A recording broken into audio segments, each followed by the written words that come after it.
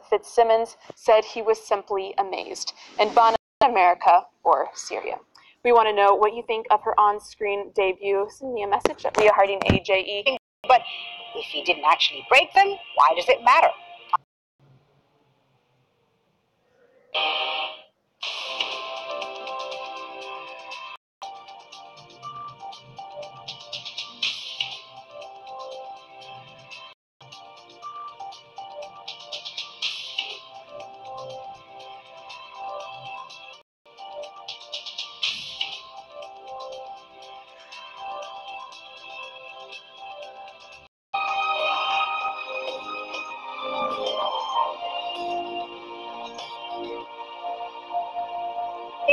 With the sports, Tatiana. Thank you, Folly. We're talking about doping.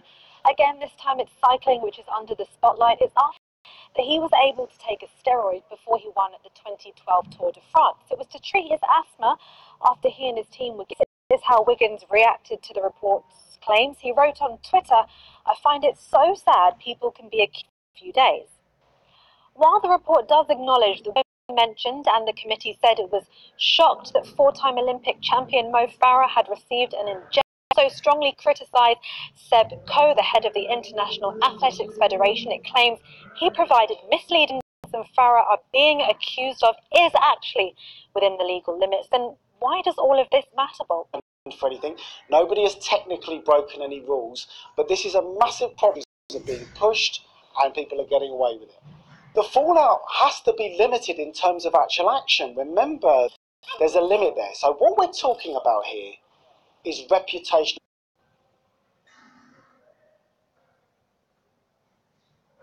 More about the politics of Sebco. How much does it hurt that they're considered just how poisoned the sports of cycling and athletics has been? Everyone has to live with suspicion. But these accusations, when you go into the detail, how their reputation is going to suffer a lot. Let's take a look now at the social media reaction to this. Dan, names in the headlines. Time's up, boys. Footballer Ian Evatt then added this, so it's finally at it.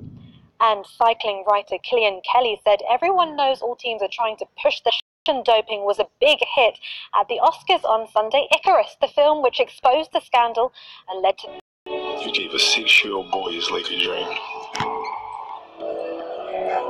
Basketball, a poem he wrote after ending his 20-year career in 2016. He said, after winning the Oscars as well, I am Tatiana. I'll be back later at 1800 GMT, but for now, Folly, it's back to you.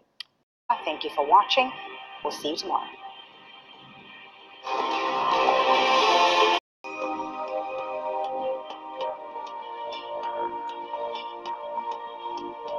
They're online. What is very sad in Yemen, the peace is always possible, but it never happened.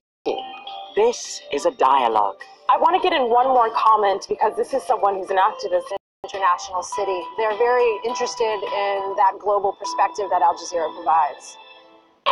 Develops an app used in Brazil to monitor the police on Aljazeera. When the news breaks, told. Asia's largest Catholic country is witnessing a dramatic rise in teenage pregnancies. Al Jazeera has teams on the ground to bring you more.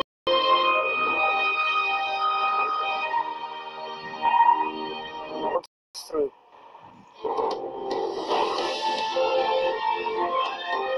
League party declares he has a duty to form the government after an election with no clear winner. And the South Korean delegation meets North Korean leader Kim Jong-un. It's the first high-profile visit. Let's begin in Syria, where a UN aid convoy has entered Douma. The Syrian air attacks have continued, killing at least 40 people in just... It's the first time aid has entered the rebel-controlled enclave of East during inspection. It's not the first time Syrian government officials have prevented trauma, but such life-saving medical equipment is what is urgently needed for treatment. Already, a few thousand people have been injured in the airstrikes, and the toll continues to rise. A plane hit nearby. My cousin, my mother, and father. On the ground, pro-government forces are advancing on several fronts. Criticism and outrage, the Syrian President Bashar al-Assad promised to continue the offensive until eastern Ghouta, the government wants to depopulate the area.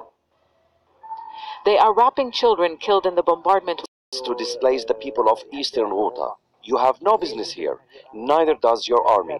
You shouldn't be permission to deliver supplies enough for 70,000 people in the next few days. Whatever aid does reach those trapped inside will help, but it is far from enough. Zana Khuder, Aljazeera. Sir, thank you for joining us here on Al Jazeera. So first of all, just tell us a little bit about this particular delivery. Finally, after weeks and weeks, Red Crescent warehouses with humanitarian aid, basically food, medical convoy. However, this is not enough, and we are continuing to ask.